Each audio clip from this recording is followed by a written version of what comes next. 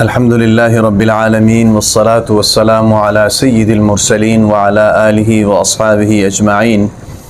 آسان ترجمہ قرآن اور مختصر تفسیر کے حوالے سے یہ ریکارڈنگز ہو رہی ہیں اور یہ ویڈیوز آپ تک پہنچ رہی ہیں۔ آج سورۃ البقرہ کا انشاءاللہ 8واں رکوع ہے۔ اس کی مختصر تفسیر ہوگی اور اس کا آسان ترجمہ آپ حضرات کے گوش گزار کیا جائے گا۔ پہلے اس کا ترجمہ ہوگا، ایک آیت کا، اس کے ساتھ اس کی تفسیر ہوگی۔ اعوذ باللہ من الشیطان الرجیم، بسم اللہ الرحمن الرحیم۔ ان الذین آمنوا والذین ہادوا والنصارى والصابئین من آمن باللہ والیوم الآخر وعمل صالحا فلہم اجرہم عند ربہم ولا خوف علیہم ولا هم یحزنون۔ اس کا ترجمہ: بے شک وہ لوگ جو ایمان والے ہیں اور وہ لوگ جو یہودی ہیں، اور والنصارى اور وہ لوگ جو نصرانی ہیں، والصابئین اور وہ لوگ جو صابئین ہیں۔ صابئین کون ہے، اس کے بارے میں انشاءاللہ تفسیر میں تفصیلاً ذکر ہوگا۔ من آمن باللہ والیوم الآخر، جو بھی ایمان لائے اللہ پر اور یوم آخرت پر اور عمل صالحہ کرے، نیک اعمال کرے، فلہم اجرہم عند ربہم، پس ان کے لیے اجر ہے ان کے رب کے پاس، ولا خوف علیہم، ان پر نہ کوئی خوف ہے، ولا ہم یحزنون، اور نہ ہی ان پر کوئی غم ہے، کوئی پریشانی ہے۔ یہ جو آیت مبارکہ ہے نا جی، سب سے پہلے تو میں بتا دوں کہ پچھلی جو دو تین رکوع ہیں ان میں بنی اسرائیل کے اوپر جو اللہ تعالیٰ کی طرف سے نعمتیں تھیں ان کے بارے میں تفصیلاً گفتگو ہو چکی ہے۔ تو آج کی اس آیت میں انشاءاللہ، چونکہ عرب کے اندر 3-4 قسم کے لوگ رہتے تھے، ایمان والے بھی تھے، مشرکین بھی تھے، یہودی بھی تھے، نصارہ بھی تھے، اور اسی طریقے سے جناب اپنا صابئی بھی تھے۔ تو انہی کے بارے میں آج کے رکوع میں ڈسکس ہوگی، اور پھر دوبارہ بنی اسرائیل کے بارے میں بھی ڈسکس ہوگی اس رکوع کے اندر۔ تو فرمایا کہ ان الذین آمنوا، بے شک وہ لوگ جو ایمان والے ہیں۔ اب ایمان والے ہیں، یہاں سے ایک اور بات مراد ہے کہ اکثر مشرکین اپنے آپ کو ایمان والے کہتے تھے، کیونکہ وہ کہتے تھے کہ ہم ملت ابراہیمی پر ہیں۔ ظاہر بات ہے وہ خانہ کعبہ کی تعظیم بھی کرتے تھے، بیت اللہ کی تعظیم بھی کرتے تھے، حاجیوں کو پانی بھی پلاتے تھے، اور اسی طریقے سے وہ دوسرے اعمال بھی کرتے تھے۔ تو وہ اپنے آپ کو یہ کہتے تھے کہ ہم ایمان والے ہیں۔ اور اسی طریقے سے یہاں سے مراد ایمان والے بھی ہو سکتا ہے جو اصل ایمان والے ہیں۔ والذین ہادوا، اور وہ لوگ جو یہودی۔ اب یہودی جو ہے نا جی، یہود ہاد یہود سے ہے، اس کا معنی رجوع کرنا ہوتا ہے، رجوع کرنا۔ تو ایک تو یہ اس کا معنی ہے یہود کا۔ دوسرا، یہ یعقوب علیہ السلام کے بیٹے یہودا کی نسل میں سے ہیں، اس لیے ان کو یہودی کہا گیا ہے، یہودا کی نسل میں سے۔ اور ان کو یہودی اس لیے بھی کہا گیا ہے کہ تہودا سے یہود ہے۔ تہودا کا معنی ہوتا ہے ہلنا، چونکہ یہ تورات پڑھتے ہوئے ہلتے تھے، آگے پیچھے ہلتے تھے، تو اس لیے ان کے ہلنے کی وجہ سے ان کو یہودی کہا گیا ہے۔ تو یہود کا نام اس لیے جو ہے نا جی وجود میں آیا۔ اس کے بعد ہے جی والنصارى، عیسائی۔ اب نصارہ کو نصارہ کیوں کہا گیا ہے؟ نصارہ کو بھی نصارہ کہنے کی بہت سی وجوہات ہیں۔ ایک وجہ تو اس میں یہ ہے کہ تاریخی اعتبار سے اگر ہم دیکھیں تو حضرت عیسیٰ علیہ السلام کا جو محلہ ہے، جس علاقے میں وہ پیدا ہوئے ہیں، اس علاقے کا نام ناصرہ تھا۔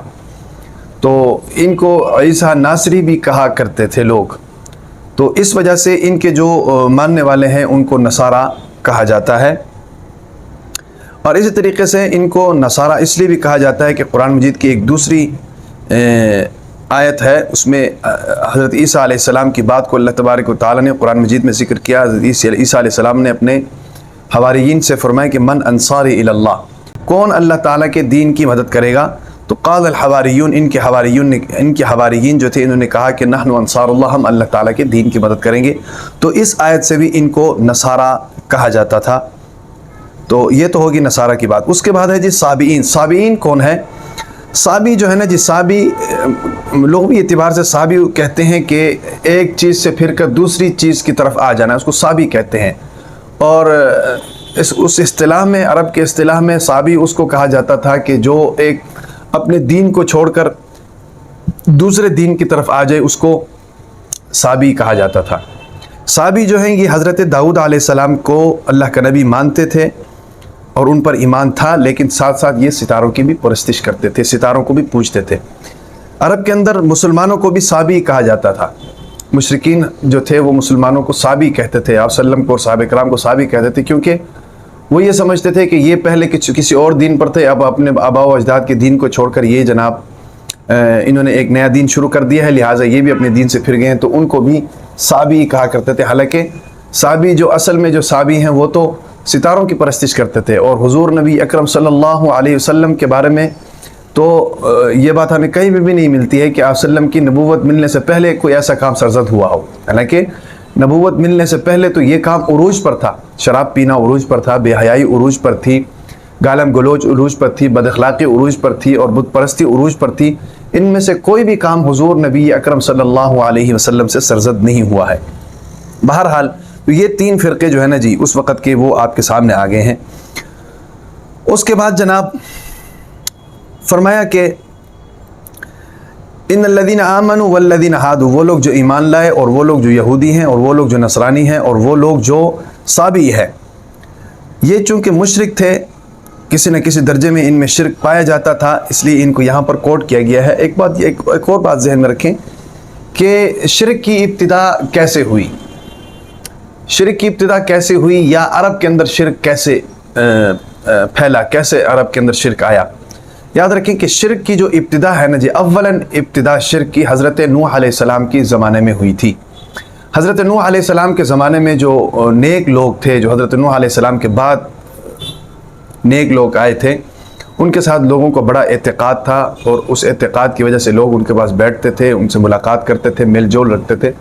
ان کی وفات کے بعد شیطان نے ایک ایسا چکر چلایا ان لوگوں کے ذہن میں، ایک ایسی بات ڈالی کہ بھئی تمہارے جو جن کے تم معتقد تھے وہ تو جناب چلے گئے ہیں دنیا سے، لہٰذا اب ایک کام ہی ہو سکتا ہے کہ ان کی آپ جناب مورتیاں بنا لو، اور مورتیاں بنا کر جس جگہ پر وہ بیٹھتے تھے اس جگہ پر ان کی مورتی رکھو اور ان کی زیارت کرتے رہو۔ تو شروع میں تو انہوں نے مورتی بنائی اور صرف زیارت تک محدود رہے، لیکن آہستہ آہستہ جب وہ نسل ختم ہوئی اور نئی نسل آئی تو ان کے اندر شرک کا عنصر پیدا ہو گیا۔ چونکہ باپ دادا عزت کرتے رہے ہیں، وہ اس سے ایک قدم آگے بڑھ کر جناب ان کو پوجنے لگ پڑے، اور ان کے اندر شرک کا یہ جو ہے نا جی شرک جیسی یہ غلیظ حرکت جو ہے نا جی ان کے اندر پیدا ہو گئی۔ تو ایسے جو ہے نا جی شرک کی ابتدا ہوئی۔ اب عرب کے اندر شرک کی کیسے ابتدا ہوئی؟ عرب کے اندر شرک کی ابتدا ایسے ہوئی کہ عرب کے اندر ایک شخص تھا جس کا نام عمر بن الخزاعی تھا، عمر بن الخزاعی اس کا نام تھا۔ یہ ایران گیا، ایران جا کر اس نے ایران میں دیکھا کہ وہاں پر لوگ جناب بتوں کی پوجا کر رہے ہیں اور اسی طریقے سے جناب شرک کے اندر مبتلا ہے۔ تو چونکہ عرب کے اندر کوئی مذہب تھا نہیں، مذہب نہ ہونے کی وجہ یہ تھی کہ عرب کے اندر پیغمبر کو آئے بہت عرصہ گزر چکا تھا۔ ظاہر بات ہے حضرت عیسیٰ علیہ السلام اور حضور نبی اکرم صلی اللہ علیہ وسلم کے درمیان تقریباً 350-400 سال کا وقفہ ہے۔ تو اتنے عرصے میں جو حضرت عیسیٰ علیہ السلام کی تعلیمات تھی وہ تو لوگوں نے جناب بھلا دی اور نئی نسلیں آ گئیں، تو کوئی مذہب نہیں تھا، کوئی دین نہیں تھا، کوئی مذہب نہیں تھا۔ تو یہ عمر بن خزاعی جو تھا، یہ جب ایران گیا، ایران میں جا کر اس نے دیکھا کہ وہاں تو جناب لوگ بتوں کی پوجا کرتے ہیں۔ اس سے ایک اور بات سمجھ میں آتی ہے کہ عبادت کا ہونا یہ انسان کی فطرت کے اندر ہے۔ مسلمان کے لیے ایک معبود کا ہونا یہ انسان کی فطرت کے اندر ہے۔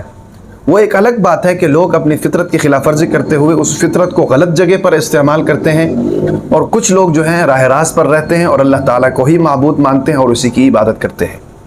لیکن یہ چیز فطرت میں داخل ہے، اللہ تعالیٰ نے اس چیز کو فطرت میں داخل کیا۔ تو یہ جو تھا نا جی عمر بن خزاعی، یہ ایران گیا اور ایران جا کر اس نے جناب وہاں دیکھا تو وہاں لوگ بتوں کی پوجا کر رہے ہیں، پرستش کر رہے ہیں، تو اس نے کہا کہ یار یہ تو بڑا اچھا دین ہے۔ انہوں نے جناب وہاں سے آتے ہوئے بت اپنے ساتھ لے آئے، اور بت اپنے ساتھ لا کر لوگوں کو جناب ساری باتیں وہاں ایران کی بتائیں اور لوگوں کو سمجھایا کہ بھئی اس کی عبادت کرنی چاہیے، اور لوگوں کو جناب اس کی عبادت پر اکسایا اور لوگوں کو آہستہ آہستہ اس لائن پر لے کر آ گیا، اور پھر لوگ اس کی عبادت کرنی شروع کر دی، اور پھر وہ بتوں کو لا کر جناب بیت اللہ شریف کے اندر رکھا گیا، خانہ کعبہ کے اندر رکھا گیا۔ پھر آہستہ آہستہ ان کی تعداد بڑھتی رہی اور ان کی تعداد 360 تک پہنچ گئی۔ اور یہ جو عمر بن خزاعی ہے نا جی، عمر بن خزاعی، اس کے بارے میں آتا ہے کہ یہ اخلاقی اعتبار سے انتہائی گرا ہوا آدمی تھا، اخلاقی اعتبار سے بد اخلاق ترین آدمی تھا، اور گالم گلوچ اس کی زبان سے خالی نہیں تھی، تو انتہائی گرا ہوا آدمی تھا۔ اور اس کی ایک اور حرکت بھی تاریخی اوراق میں ہمیں ملتی ہے کہ یہ وہاں پر جو لوگ حج کرنے یا عمرہ کرنے یا بیت اللہ شریف کی زیارت کرنے آتے تھے تو طواف کے دوران یہ لوگوں کی چیزیں چرا لیا کرتا تھا، لوگوں کی چادریں اور لوگوں کی چیزیں چرا لیا کرتا تھا۔ اب آپ اس سے اندازہ لگائیں کہ اگر کثیر تعداد میں لوگوں کی کسی کی حمایت میں ہونا اس کی حقانیت کی دلیل ہوتی تو پھر اس کے بارے میں کیا رائے ہو سکتی ہے؟ یاد رکھیں کہ کسی کے پیچھے لوگوں کی کثیر تعداد میں ہونا یہ اس کی حقانیت کی دلیل نہیں ہے، یہ اس کی حقانیت کی دلیل نہیں ہے۔ اگر اس کو آپ حق ہونے کو دلیل مان لیتے ہیں تو پھر اس کے بارے میں کیا رائے ہو سکتی ہے کہ اس کے پیچھے پورا عرب جناب شرک اور بت پرستی کے اندر پڑ گیا۔ عرب کے اندر شرک کی ابتدا اور بت پرستی کی ابتدا کرنے والا شخص یہ تھا۔ تو جناب اسی طریقے سے پوری دنیا کے اندر شرک کی ابتدا ہوئی اور پھر عرب کے اندر شرک کی ابتدا ہوئی، اور اب بھی شرک جناب دنیا کے اندر موجود ہے۔ کسی نہ کسی طریقے پر شرک دنیا کے اندر، کوئی بت کو پوج رہا ہے، کوئی سام کو پوج رہا ہے، کوئی جناب ستاروں کو پوج رہا ہے، کوئی جناب آگ کو پوج رہا ہے، کوئی گائے کے سامنے سجدہ ریز ہے۔ اس حوالے سے یاد رکھیں کہ یہ انسان کی غیرت گوارا نہیں کرتی ہے کہ وہ اپنے سے کم تر چیز کے سامنے جھک جائے، اور یہ اللہ کی بھی غیرت گوارا نہیں کرتی ہے کہ اللہ تعالیٰ کا بندہ ہو کر وہ اللہ کو چھوڑ کر کسی اور کے سامنے جھک جائے۔ اس لیے تو اللہ تعالیٰ نے فرمایا کہ ان اللہ لا یغفر ان یشرک بہ ویغفر ما دون ذلک لمن یشاء، کہ اللہ تعالیٰ شرک کی کوئی معافی نہیں فرمائیں گے، شرک کی کوئی معافی نہیں۔ بہرحال جی شرک کی ابتدا عرب کے اندر اس طرح ہوئی۔ آگے فرمایا ان تین گروہوں کا ذکر کیا کیونکہ مشرک تھے، ان کا ذکر کیا۔ آگے فرمایا من آمن باللہ والیوم الآخر، جو بھی ایمان لائے اللہ تعالیٰ پر اور یوم آخرت پر، وعمل صالحا، اور عمل صالحہ کیا کرے، فلہم اجرہم عند ربہم، اس پر جناب اس کے لیے اجر ہے اس کے رب کے پاس۔ اب یہاں پر بھی ایک بات ہمیں سمجھنی چاہیے کہ ایمان کا ذکر کیا ہے، یاد رکھیں ایمان کے اندر جامعیت ہے، ایمان کے اندر جامعیت ہے۔ صحیح مسلمان صرف وہ نہیں ہے جو اللہ کو مانے اور باقی چیزوں کو نہ مانے، یا جو اللہ اور پیغمبر کو مانے اور باقی چیزوں کو نہ مانے۔ ایمان میں داخل ہونے کے لیے کچھ چیزیں ہیں جن کا ماننا ضروری ہے۔ آمنت باللہ و ملائکتہ و کتبہ و رسلہ والیوم الآخر والقدر خیرہ و شرہ من اللہ تعالی والبعث بعد الموت، یہ 6-7 چیزیں ہیں۔ ان کا ماننا، چونکہ ان کو اس لیے ماننا ہے کہ ان کے اوپر ایمان لانے کا حکم اللہ نے دیا ہے، سمجھ آ رہی نا؟ اب اللہ پر ایمان تو تب بنتا ہے نا جب اللہ تعالیٰ کے احکامات کو بھی مانا جائے۔ اللہ نے ایمان لانے کا بھی حکم دیا ہے اور ان ساری چیزوں پر ایمان لانے کا، اللہ پر ایمان لانا، کتابوں پر ایمان لانا، فرشتوں پر ایمان لانا، یوم آخرت پر ایمان لانا، تقدیر پر ایمان لانا، اور مرنے کے بعد دوبارہ زندہ ہونے پر ایمان لانا، یہ سارے کی ساری چیزیں جو ہے نا جی ایمانیات کے اندر داخل ہے۔ اس لیے میں نے کہا کہ ایمان کے اندر جامعیت ہے۔ یہ نہیں ہو سکتا کہ میں اللہ کو مانتا ہوں اور کسی کو نہیں مانتا، تو اس سے انسان مسلمان نہیں ہوتا ہے۔ یا آدمی کہے کہ میں اللہ کو مانتا ہوں، نبی کو بھی مانتا ہوں، اس کے علاوہ اور کسی کو بھی نہیں مانتا ہوں، اس سے انسان مسلمان نہیں ہوتا۔ ایمانیات کے اندر جتنی بھی چیزیں داخل ہیں ان میں سے اگر ایک کا بھی انکار کرے گا تو وہ آدمی مسلمان نہیں ہے۔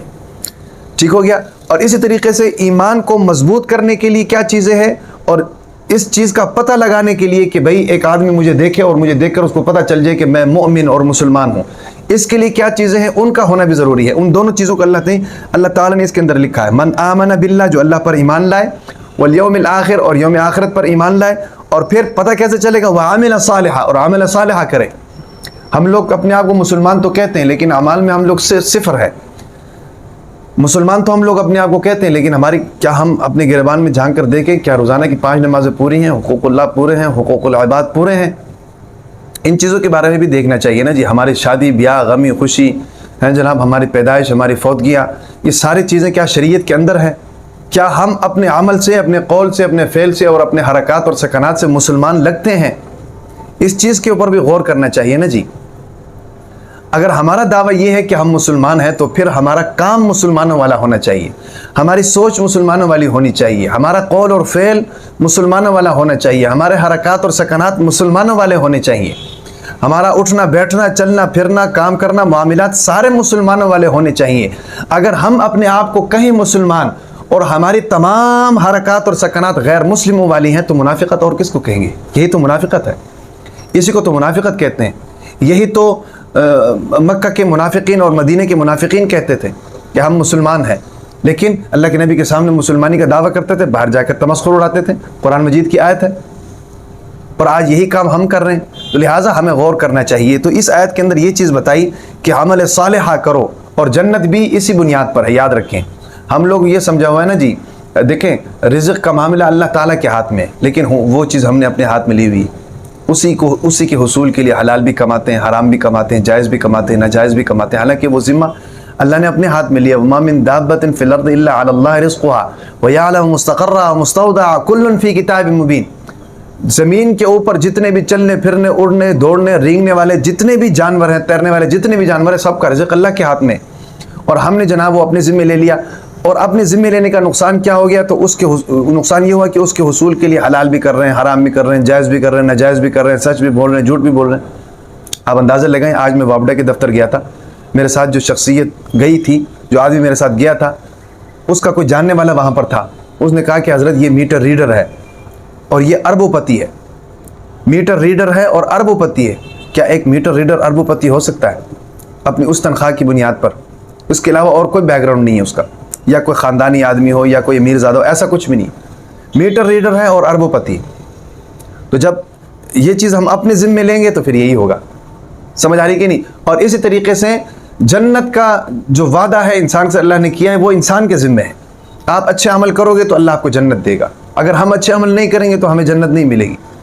ہم نے اس کو اللہ کے ذمے ڈالا ہوا ہے, اور جو اللہ کے ذمے ہے رزق کی تقسیم, وہ ہم نے اپنے ذمے لی ہے, تو سارے کا سارا معاملہ ہمارا گڑبڑ ہے. لہٰذا بات چل رہی تھی عامل صالحہ, جو عمل صالحہ کرے گا اس کے لیے اجر ہے اس کے رب کے پاس. ولا خوف علیہم ولا هم يحزنون, اور ان کے لیے نہ کوئی خوف ہوگا اور نہ ہی کوئی غم ہوگا. آگے وَإِذْ أَخَذْنَا مِيثَاقَكُمْ, اور اس وقت کو یاد کرو جب ہم نے آپ سے پکا وعدہ لیا, یعنی بنی اسرائیل سے. وَرَفَعْنَا فَوْقَكُمُ الطُّورَ, اور ہم نے بلند کر دیا تمہارے اوپر طور پہاڑ کو. ہم نے, یعنی یہ ایک معاہدے کا ذکر ہے, اور اس معاہدے کی خلاف ورزی میں اللہ تعالیٰ کی طرف سے جو دباؤ ان کے اوپر آیا تھا اس کا ذکر ہے. وَإِذْ أَخَذْنَا مِيثَاقَكُمْ, اس وقت کو یاد کرو جب ہم نے تم سے پکا وعدہ لیا. وَرَفَعْنَا فَوْقَكُمُ الطُّورَ, اور پھر ہم نے تمہارے اوپر طور پہاڑ کو لا کر کھڑا کر دیا. خُذُوا مَا, اور کہا خُذُوا مَا آتَيْنَاكُمْ, پکڑ لو اس کو جو تم کو دیا ہے ہم نے, بِقُوَّةٍ, قوت کے ساتھ. وَاذْكُرُوا مَا فِيهِ, یاد کرو اس چیز کو جو اس کے اندر موجود ہے. لَعَلَّكُمْ تَتَّقُونَ, تاکہ تم کیا کرو, تم بچ جاؤ, تاکہ تمہارے اندر تقوی آ جائے. اب یہ کیا معاہدہ تھا؟ معاہدہ یہ تھا کہ ان لوگوں نے حضرت موسیٰ علیہ السلام سے کہا کہ جناب ہمیں کوئی کتاب لا کر دو تاکہ ہم اس کتاب کو پڑھیں. اللہ نے تورات دے دی, اور ہوا یہ کہ ان لوگوں نے جناب اللہ تعالیٰ کے اس قرآن کی, اس کتاب کی ناقدری کی, اس پر عمل کرنا چھوڑ دیا, اور اس کے اندر جو احکامات تھے ان کے اندر رد و بدل کر دی, اللہ تعالیٰ کی نافرمانی کی. تو اللہ تعالیٰ نے جناب پہاڑ کو لا کر ان کے سر کے اوپر لا کر کھڑا کر دیا کہ اس کتاب کے اندر جو ہے اس کو مانو, نہیں تو یہ پہاڑ تمہارے اوپر گراتے ہیں. اب یہاں ایک سوال پیدا ہوتا ہے, سوال یہ پیدا ہوتا ہے کہ کیا دین کے اندر جبر ہے؟ اگر جبر نہیں ہے تو اللہ تعالیٰ نے یہ بات جبرن کیوں منوائی ہے؟ اس حوالے سے بات ذہن میں رکھیں کہ دین کے اندر جبر نہیں ہے. لا اکراہ فی الدین, دین کے اندر جبر نہیں ہے. لیکن ان کا معاملہ الٹ ہے. ہم یہاں پر آ کر غلط فہمی کا شکار ہو جاتے ہیں. اب ایک آدمی مسلمان نماز نہیں پڑھتا نا, تو ہم اس کو ڈانٹتے ہیں تو کہتے ہیں دین میں جبر نہیں ہے. بھائی دین میں تو جبر نہیں ہے, لیکن آپ کا معاملہ اس کے برعکس ہے, اس کے علاوہ ہے. یاد رکھیں کہ ایک آدمی ہے جو شروع سے ہے ہی غیر مسلم, کافر, اس کے معاملے میں جبر نہیں ہے. آپ اس کو جبرن دین میں نہیں لا سکتے ہیں. آپ اس کو تبلیغ کریں, دلائل کے ساتھ, حقائق کے ساتھ سمجھائیں, بجھائیں, حکمت اور بصیرت کے ساتھ اس کو سمجھائیں. وہ آپ کی بات مان کر اگر مسلمان ہو جائے تو ٹھیک ہے, نہ مانے تو آپ اس پر جبر نہیں کر سکتے. سمجھ آ رہی کہ نہیں؟ لیکن وہ آدمی جو مسلمان ہے اور مسلمان ہونے کے باوجود پھر وہ جناب اللہ کی نافرمانی کرے تو اس پر جبر ہے. یہ شریعت کی جو سزائیں ہیں یہ اسی بنیاد پر ہے کہ آپ مسلمان ہیں اور مسلمان ہونے کے بعد اللہ کی نافرمانی کرتے ہیں. اور اس طریقے سے مرتد کے بھی یہی حکم ہے. ایک آدمی مسلمان ہے اور مسلمان ہونے کے بعد جناب وہ اللہ کے دین کو چھوڑ دیں, اور چھوڑ کر جناب وہ کفر میں چلا جائے, تو پھر اس سے پوچھا جائے گا کہ بھئی آپ نے دین کو چھوڑا کیوں, اسلام کو چھوڑا کیوں؟ ثابت کریں, دلائل دیں, سمجھائیں ہمیں. اگر نہیں سمجھا سکتے تو 3 دن کی مہلت ہے, آپ واپس آئیں, اسلام میں واپس آئیں. اگر نہیں آتے ہیں تو پھر آپ کا سر قلم کیا جائے گا. یہ اسی بنیاد پر جبر ہے کہ آپ دین میں آئے ہیں, اللہ تعالیٰ کے ساتھ ایک معاہدہ کیا, لا الہ الا اللہ محمد الرسول اللہ. یہ کیا ہے؟ یہ کہا ہے تو کلمہ, لیکن یہ اللہ کے ساتھ معاہدہ ہے کہ اللہ آپ کی بات مانوں گا, آپ کے نبی کی بات مانوں گا, آپ کے حکم کی خلاف ورزی نہیں کروں گا. یہ لوگ اکثر جب طالبان کی حکومت تھی 2002 سے پہلے, اس وقت اکثر لوگ جو ہے نا جی یہ اعتراض کیا کرتے تھے طالبان کے اوپر کہ بھئی ایک ایسے لوگ ہیں نماز نہیں پڑھتے ہیں تو اس کو مارتے ہیں، داڑھی نہیں رکھتے ہیں تو اس کو مارتے ہیں، روزہ نہیں رکھتے ہیں تو اس کو مارتے ہیں، یہ کیسا قانون ہے؟ دین میں تو جبر نہیں ہے۔ بھئی دین میں جبر ہے، ایسے معاملات میں جبر ہے۔ ایک اسلامی نظام کے اندر اللہ کا سب سے بڑا حکم نماز اگر چھوڑ دو تو پھر یہ حکومت کی ذمہ داری ہے کہ وہ بزور بازو اس کو جناب مسجد میں لے کر آئے، ایسا قانون بنائے۔ ایک مسلمان کے اندر ایک مسلمان ملک کے اندر اگر داڑھی ایک مسلمان نہ رکھیں، شاعر اسلام ہے داڑھی، وہ نہ رکھیں، اور پھر گناہ کبیرہ ہے داڑھی، اس کو اگر نہ رکھیں تو پھر یہ ایک اس حکومت وقت کے لیے ضروری ہے کہ اس شخص کو مجبور کرے۔ سمجھ آ رہی کہ نہیں؟ اور ایک اسلامی مملکت کے اندر ایک شخص روزہ نہ رکھے ہے بھائی، تو اس اسلامی مملکت کے لیے ضروری ہے کہ اس کو مجبور کرے، اس کو سزا دے کہ بھئی تو نے روزہ کیوں نہیں رکھا ہے۔ یہ جبر نہیں ہے۔ جبر اس وقت ہے جب ایک غیر مسلم ہے، اس کو آپ تبلیغ کر رہے ہیں، وہ اگر اسلام نہیں لے کر آ رہا، ایمان نہیں لے کر آ رہا، تو پھر آپ جبر نہیں کر سکتے، یہ غیر مسلم کے لیے۔ مسلمان کے اوپر دین کے معاملے میں جبر ہے، یاد رکھیں۔ تو اس لیے یہاں پر بھی یہی معاملہ ہوا۔ یہ لوگ ان لوگوں نے خود مطالبہ کیا، جب اللہ تعالیٰ نے ان کو تورات دی تو ان لوگوں نے اس سے روگردانی کی، تو اللہ تعالیٰ نے جناب پہاڑ لا کر ان کے سر پر کھڑا کر دیا کہ بھئی تورات پر عمل کر کے دکھاؤ۔ پھر آگے ثم تولیتم من بعد ذلک، پھر تم پھر گئے اس کے بعد، اس معاہدے کے بعد پھر تم پھر گئے۔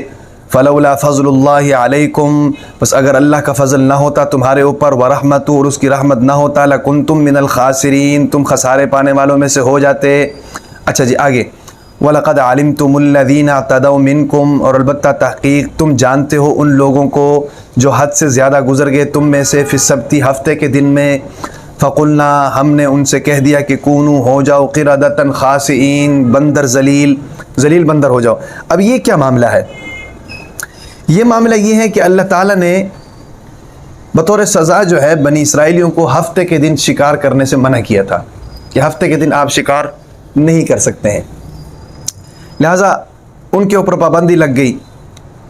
لیکن ان لوگوں نے اس حکم کی نافرمانی کی، ہفتے کے دن شکار کیا۔ بعض لوگوں نے تو شکار کیا، اور بعض لوگوں نے جناب ایسے کیا کہ ہیلے بہانے بنائے، ہیلے اس طرح بنائے کہ انہوں نے جناب جال لگا کر رکھ دیے اور ہفتے کے دن شکار کے لیے نہیں آئے، اور پھر یہ کہا کہ ہم نے شکار نہیں کیا۔ شکار کے معاملے میں بھی یاد رکھیں کہ اگر شکار آپ کے جال میں پھنس گیا ہے تو پھر آپ نے شکار کیا ہے، چاہے آپ نے اس کو پکڑا ہے یا نہیں پکڑا ہے۔ تو یہ لوگ یہ خناسیاں کرتے تھے کہ وہاں پر آ کر جال لگا کر چلے جاتے تھے، مثلا جمعے کے دن جال لگا کر چلے گئے اور ہفتے کے دن نہیں آئے، اور جمعے کے دن سے لے کر ہفتے کے دن تک جتنی مچھلیاں پھنسی ہیں وہ سارے کے سارے جناب اتوار کو نکال لی۔ یہ اس طرح کرتے تھے، اور پھر اللہ تعالیٰ نے ان کی آزمائش کے لیے ہفتے کے دن مچھلیاں بھی زیادہ بھیجنی شروع کر دی تاکہ یہ مزید آزمائش میں آئے۔ تو اس طریقے سے ان لوگوں نے نافرمانیاں کی۔ تو پھر اس کا نقصان کیا ہوا؟ نقصان یہ ہوا کہ کونوا قردۃ خاسئین، یہ بندر کی شکل میں جناب اللہ تعالیٰ نے ان کو کر دیا، ان کی شکلیں مسخ کر دیں، بندر کی شکل میں ہو گئے، خنزیر کی شکل میں ہو گئے۔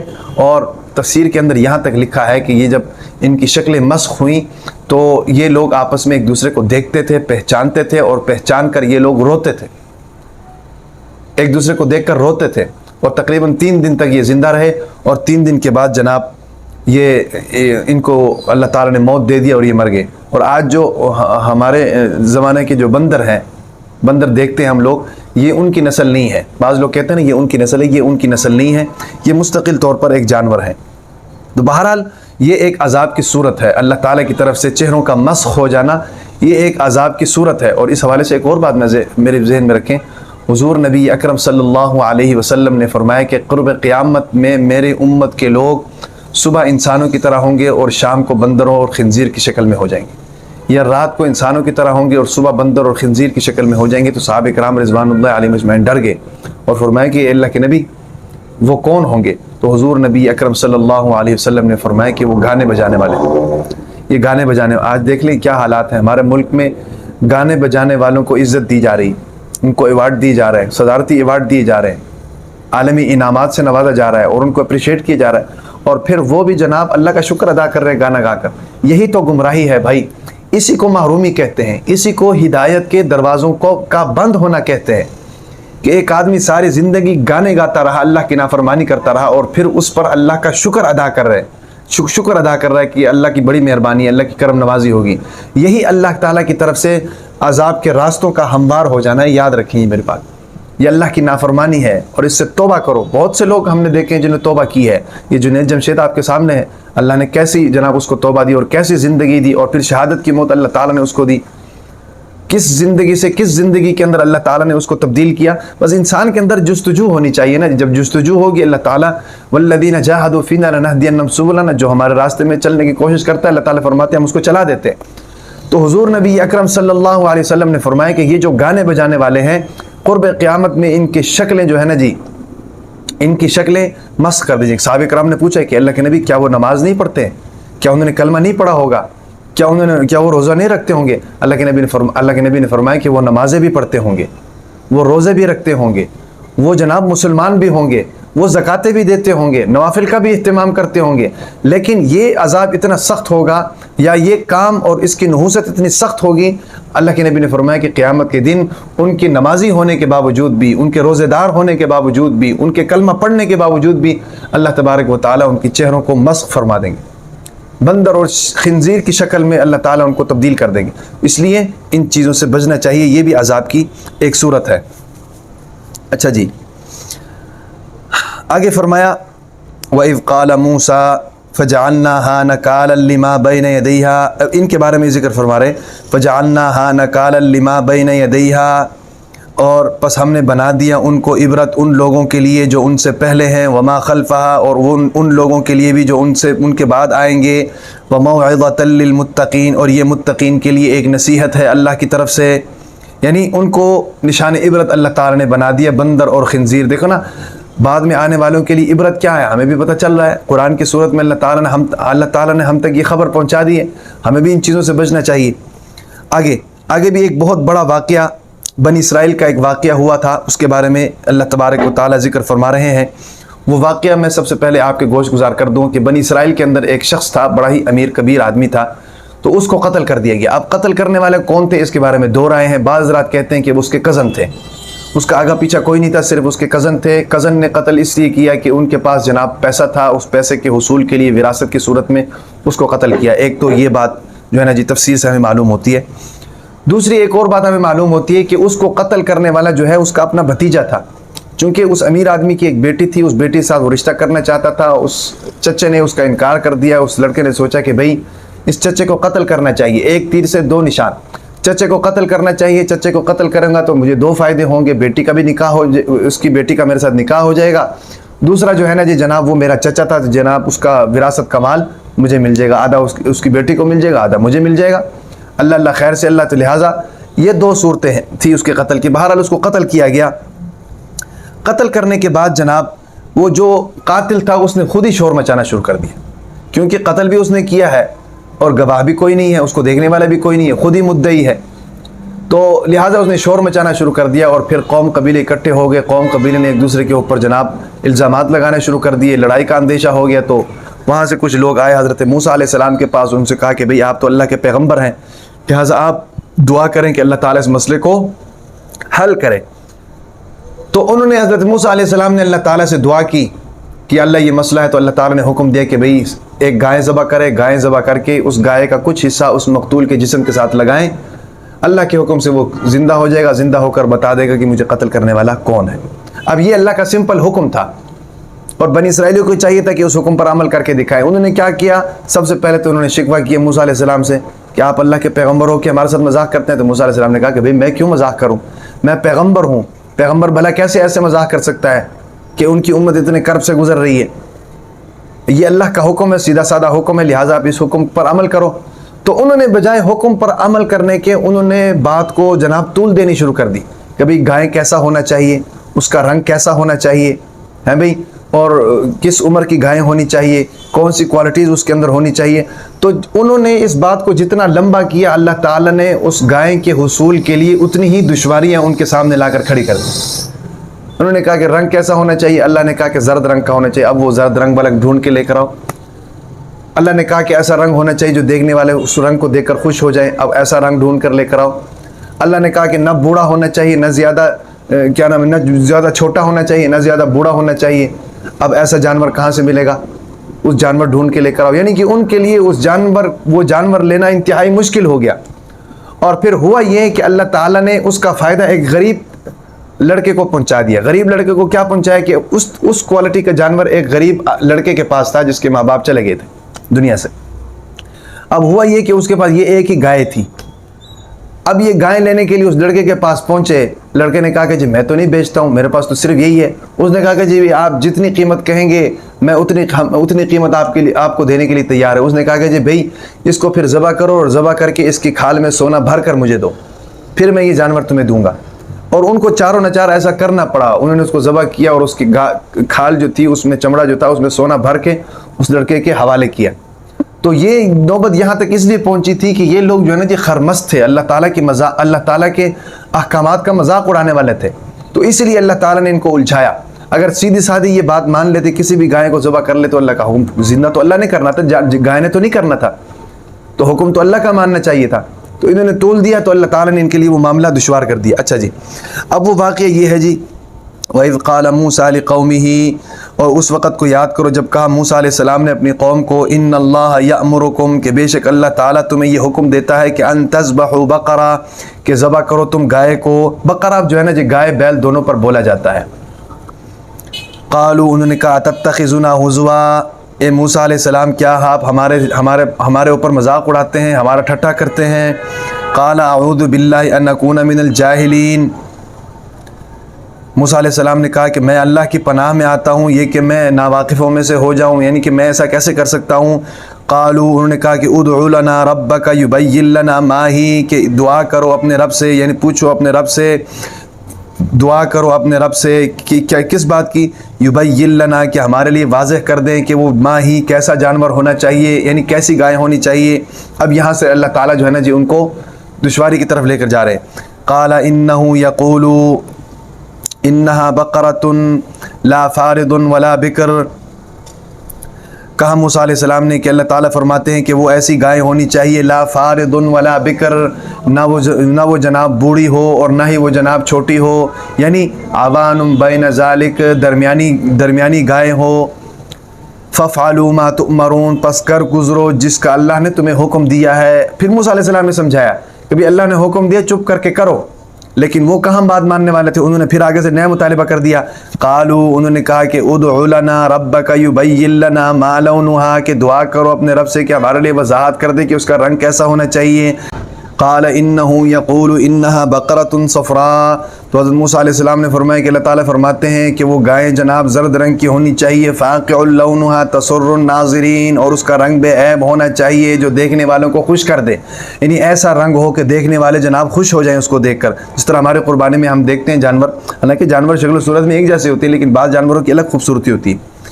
اچھا جی, تو ابھی بھی یہ لوگ باز نہیں آئے, تیسرا مطالبہ کر دیا. قالوا ادعو لنا ربک یبین لنا ما ہی, انہوں نے کہا کہ دعا کریں آپ اپنے رب سے کہ اللہ تعالیٰ ہمارے لیے مزید وضاحت کر دیں کہ وہ کیسا ہونا چاہیے. کیوں؟ ان البقرہ تشابہ علینا, یہ گائے جو ہے نا جی ہمارے لیے بڑی مشکل والا کام ہو گیا, یعنی گائے جو ہے نا جی مشتبہ ہو گئی, ہمارے لیے بڑا مشکل ہو گیا کہ اس طرح کی گائیں اور بھی بہت زیادہ ہوتی ہیں, تو کس طرح کی گائیں لے کر آئیں. وَإِنَّا إِن شَاءَ اللَّهُ لَمُهْتَدُونَ, اور بے شک ہم اگر اللہ تعالیٰ نے چاہا تو لَمُهْتَدُونَ, صحیح راستے پر پہنچ جائیں گے, صحیح نشاندہی ہماری ہو جائے گی اگر ہمیں مزید آپ بتا دیں گے تو. قال انه يقول انها بقرة لا ذلول, اب موسیٰ علیہ السلام نے فرمایا کہ اللہ تعالیٰ فرماتے ہیں کہ وہ گائے ایسی ہے کہ وہ کسی کے ماتحت نہیں ہے, یعنی اس کو کام پہ نہیں لگایا ہوا, ایسی گائے ہونی چاہیے. تثیر الارض, جو زمین پر جناب ہل بھی نہیں چلائی گئی ہو اس سے, ولا تسقی الحرث, اور نہ جناب کھیتیوں کو اس کے ذریعے پانی دیا گیا ہو, یعنی اس کو کام پہ بھی نہ لگایا گیا ہو, نہ کھیتیوں کو اس کے ذریعے پانی دیا گیا ہو. ایسی گائیں یعنی فریش گائیں ہونی چاہیے. مسلمۃ لا شیۃ فیہا, بے عیب ہے, لا شیۃ فیہا, اور اس میں کوئی داغ نہ ہو, بے عیب ہو اور اس میں کوئی داغ نہ ہو. قالوا, انہوں نے کہا کہ الآن جئت بالحق, اب آپ صحیح بات لے کر آئے ہیں, یعنی موسیٰ علیہ السلام کو کہا. فذبحوها, پس انہوں نے اس کو ذبح کیا. وما کادوا یفعلون, وہ یہ کام کرنے کے قریب بھی نہیں تھے, وہ یہ نہیں کرنا چاہ رہے تھے. بہرحال یہ جو ہے نا جی پورا رکوع اس کی تلاوت بھی ہو گئی ہے, آسان ترجمہ بھی ہو گیا ہے, اور جناب مختصر تفسیر بھی آپ حضرات کے سامنے رکھ دی ہے. اللہ تبارک و تعالی ان تمام باتوں پر مجھے بھی اور آپ سب کو عمل کرنے کی توفیق عطا فرمائے.